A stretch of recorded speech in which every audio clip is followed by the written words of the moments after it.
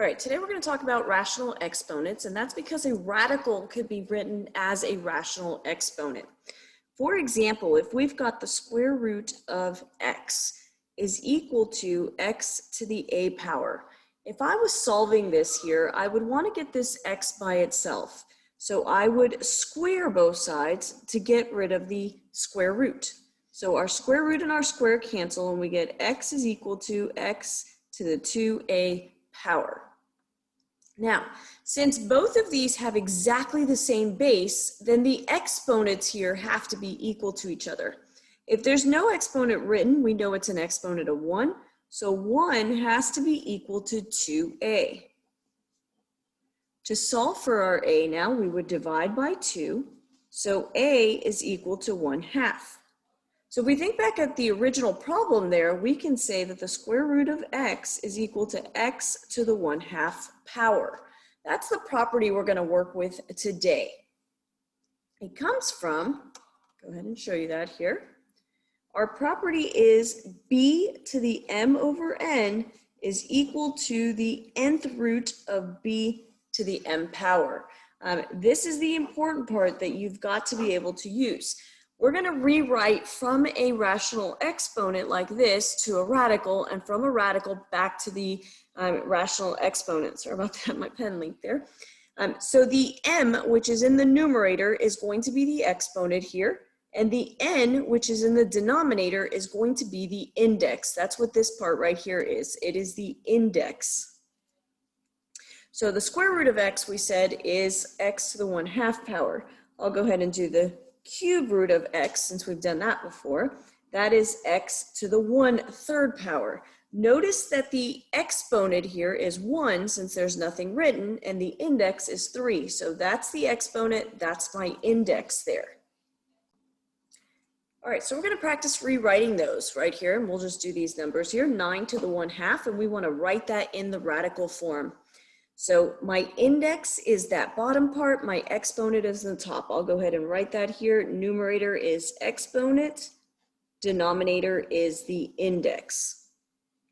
So I would write that, put my radical there. The index, which is the denominator, is going to be right here. Now 2 is a given, so we don't usually write the 2 here. That's what the square root is, so I don't write the 2 there. And then we don't write an exponent of 1, so that would really just be the square root of 9, which we can simplify. For this next one, I would write my radical. The 8 goes inside the radical, that's my base. My denominator is the index, so that's going to be the part right here. This goes right there. The numerator is my exponent, so that would be 8 squared. In some cases, you will see that written as well, like this. Both of those mean the same thing. These two are the same. All right. On the next ones here, it says rewrite the expression in rational exponent form. So we take whatever's inside the radical, which is called the radicand. That's going to be my base there. The exponent, and when there's no exponent written there, is 1 becomes my numerator. My index becomes my denominator, so that is 16 to the 1/4.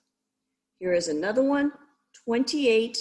The exponent is 1. The index is 5. So the exponent goes in the numerator, the index goes in the denominator of that fraction up in the exponent. Before we continue and work with these rational exponents, they work exactly the same as the regular exponents that you did in Algebra 1. So we're going to go ahead and review those properties that you used in Algebra 1 to simplify with exponents. The first one is the product of powers. That tells you that when you're multiplying two things with the same exact base, you are going to add the exponents. So we keep the base and add the exponents.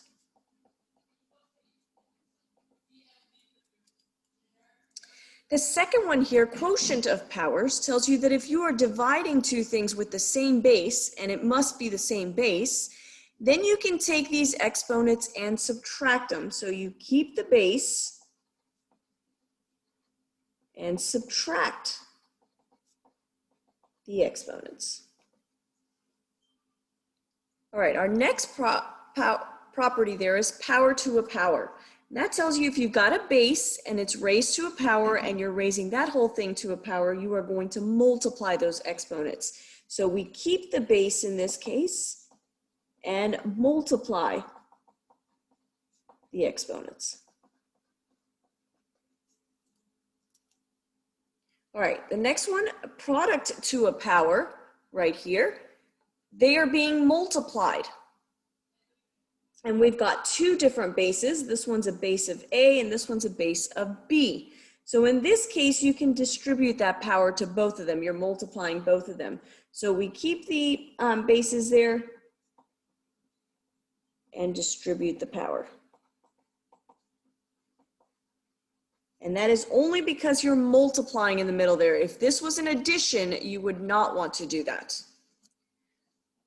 All right, same thing occurs when you have a quotient to a power.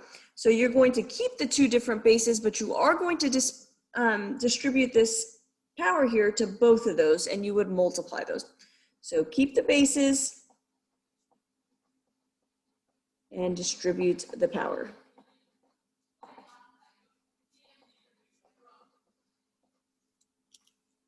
All right, our zero power, that's an easy one. Anything raised to the zero power is 1. That's going to be true for everything. Anything you raise to the zero power, except for 0, is equal to 1.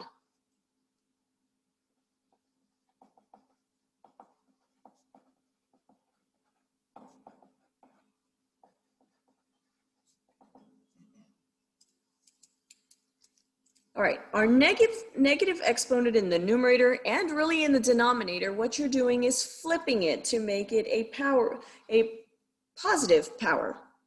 So when we have a to the negative m, in order to get rid of that negative right there, you're going to do the reciprocal.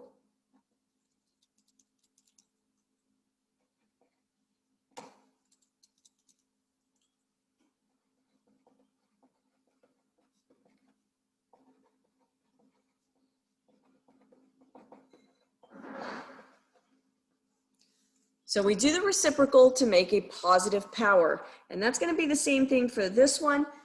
When it was in the numerator like this, it goes down to the denominator. When it's in the denominator, it comes up to the numerator. So you're still doing the reciprocal, you are flipping it. We are going to look at a couple examples of that so that you can see what's going on with those. So here is a couple of examples. We have a to the 0 power. Anything to the 0 power is 1. That's our 0 property. Right here we are dividing, and we've got a to the 6th power divided by a to the 3rd power, it looks like there. 6/3, sorry, my printer's not very good. We've got a to the 6 minus 3. We're going to subtract those powers. So we get a to the 3rd power. For this next one, we have negative a to the 4th power. Anytime that you've got a power there, you're going to make it even power. That's going to be positive because a negative times a negative times a negative times a negative is a positive. So this would be a to the 4th power. Here we've got a to the 3rd power divided by a to the 7th power. That gives us 3 minus 7, which is negative 4. Now we would not want to leave this right here. We would want to get rid of that negative power. We said we do that by doing the reciprocal, so we get 1 over a to the 4th power. All right, let's look at one with multiplication here. We've got a to the 3rd times a. We add those exponents, so that would be 3 plus 1. When there's no exponent written, we know that's a 1, and so we get a to the 4th power.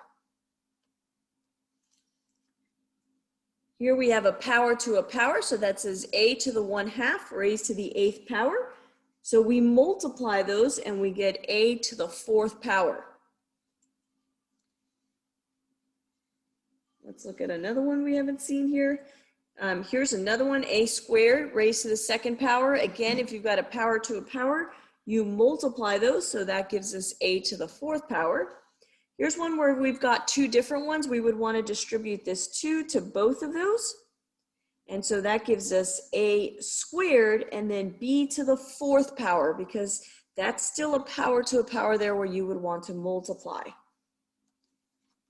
On this one right here, we've got 1 over a to the negative third power. And so to get rid of that negative, we do the reciprocal. So it is going to go to the top. So we get a to the positive third power. So that's how you shift those. Here's another one that's got a quotient on the inside. Again, you would want to distribute this to both of those. And so we get b squared over a to the negative fourth. That's a negative 2 times a positive 2, which gives us a negative 4. Again, we would not want to stop there. We don't want to leave a negative power. So that becomes the reciprocal. This is already positive, so we're not going to touch that one. This is the negative 1, so it goes to the top. So we would get b squared a to the fourth. Or you could write that as a to the fourth b squared to put it in order. But the b squared would stay in the numerator since it is already positive. The a is the one that's going up into the numerator because it was negative. So these same properties that we've dealt with regular numbers, we are going to apply these same properties when we do our rational exponents. So just because there's a fraction in the exponent doesn't change those properties. The ones we use the most is going to be the product of powers. So you've got to know that you add those exponents when you're multiplying. You keep the base and add the exponents. The quotient of powers, which when we're dividing the same base, we keep the base and we subtract those exponents. That's a big one. Power to a power. Anytime that you've got two powers, a power raised to another power there, you're going to multiply. So product of powers, quotient of powers, and power to a power, those are going to be the most important ones we have. And then that negative 1, make sure you understand that you have to do the reciprocal. You do not want to leave a negative 1 there, but those are the ones we're going to use most often with our fractional exponents. So let's go back to those fractional exponents. All right, so we're going to apply that now to our rational exponents now, those same properties. So here we have 3 to the 1/2 power times 3 to the 1/4 power. Again, we said we keep the base and we add these exponents. So we would do 1/2 plus 1/4. We kept the base, we're adding the exponents. Now, just like when we're adding 1/2 plus 1/4 without it being in the exponents, you have to get a common denominator. You're going to have to do the same thing here. So that would be 2/4 plus 1/4. Which is 3 to the 3/4. We kept that same base all along. Because we were multiplying here, we added the exponents. 1/2 plus 1/4. We got a common denominator here, and then we added our numerators, 2 plus 1 to get 3, and we kept that denominator of 4. So that would be 3 to the 3/4. Just a review on how to write that. 4 would be my index, so that goes on the bottom there. And then 3 to the 3rd power would go there. I do want to show you that the calculator does this as well, just so you can always check your work on the calculator. And show you that both radicals and rational exponents are the same. So to write the 4th root of 3 cubed in the calculator, I would go to math, and then I would go down to this radical here that has the little x in the index there, so it allows me to put whatever I want. And so I would put a 4, and then on the inside, 3 raised to the 3rd power. That gives us 2.2795, and that does, there we go. All right, we could also do that as 3 raised to the 3/4 power, which is what we had on our paper there. We hit enter, and you see you get the same exact answer. So both of those mean the same thing. You should be able to write it in the radical form going to the rational form, and the rational form going to the radical form. That's the big part of today's lesson, is that you're able to write them in both forms. And then of course that you're able to apply those properties that you learned in Algebra 1. So let's keep going with those. All right, so our second example here, we have 9 to the 2/3 divided by 9 to the 1/6. When you're dividing, you keep the base and you subtract the exponents. So we do 2/3 minus 1/6. Again, we have to get a common denominator. So that would be 4 over 6 minus 1 over 6. That gives us 9 to the 3 over 6. 4 minus 1 gives me the 3, and we keep that denominator of 6. Just like you would want to reduce a fraction, you would want to reduce this fraction in the exponents. So that would be 9 to the 1/2. Remember, 9 to the 1/2 is the same thing as the square root of 9, so we can simplify that to be 3. That's really what rational exponents are used for, is to simplify them easier. It is much easier to bring that down from doing this point here to get it to this point and do the 3. All right, here we have a power to a power. Again, we keep our base and we multiply our two exponents here. When you're multiplying fractions, you multiply the numerator. So 1 times 9 is 9, and 3 times 4 is 12. That can be reduced. That would be 4 to the 3 over 4. That's as far as it can go that way. We can rewrite this as the 4th root of 4 cubed. Not as easy to simplify here, but I'm going to go ahead and show you how to simplify this without a calculator. You can use, oh, sorry, this one does an exponent, does a decimal as well. So we would just want to leave it there at 4 to the 3/4. All right, we're going to practice doing it without a calculator down here. To do it without a calculator, you take that b over m to the n and you separate it to be b to the 1 over n, and then raise that whole thing to the m power. What that allows you to do is do this inside part here that would be like the square root, a cube root, or a 4th root, which is much easier to do, and then raise it to the power. So let's practice that. We've got 4 to the 3/2, and so we change that to be 4 to the 1/2 raised to the 3rd power.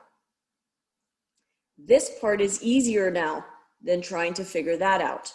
4 to the 1/2 power is the same thing as the square root of 4, which is 2 raised to the 3rd power, and 2 to the 3rd power is 8. So we were able to simplify that without a calculator. Again, that's what these rational exponents are. They're much easier to do. For example, number 9 here. If we rewrote this as a radical, that would be the 3rd root of 27 squared. That's harder to simplify that way, but if I use my rational exponents, I can do 27 to the 1/3 power raised to the 2nd power. That's the cube root of 27 raised to the 2nd power. So the cube root of 27 is 3 squared, which is 9. All right, we're going to do another one here, 25 to the 3/2. I take 25 to the 1/2 and raise it to the 3rd power. 25 to the 1/2 is the square root of 25, which is 5 raised to the 3rd power, which is 125. So by simplifying that using that power property backwards, we can go ahead and do that without a calculator. Of course, you could always put this into the calculator. I just showed you could do it both ways in the radical and the exponent form. So we can do 25 raised to the 3/2. And there it is, 125, which is exactly what we got without the calculator. So that gives you two different options there. In the past, we did some non-calculator portions, and that's where you would need that part. All right, I'll go ahead and show you one last one over here that we can simplify. The cube root of 27 and x to the 6th. That's a little bit harder to simplify the way it's written, so I rewrite that with a rational exponent, and that gives me 27 to the 1/3, because the exponent on 27 there's 1, and x to the 6 over 3. 27 to the 1/3, that's the cube root of 27, so that's going to give me 3. And this fraction here reduces to 2. So that was much easier to simplify by changing it to that rational exponents. So that's our rational exponent practice. You should be able, again, to rewrite it from radical form to rational exponent, and from rational exponent to radical form. And then you should be able to apply the properties of exponents there to simplify.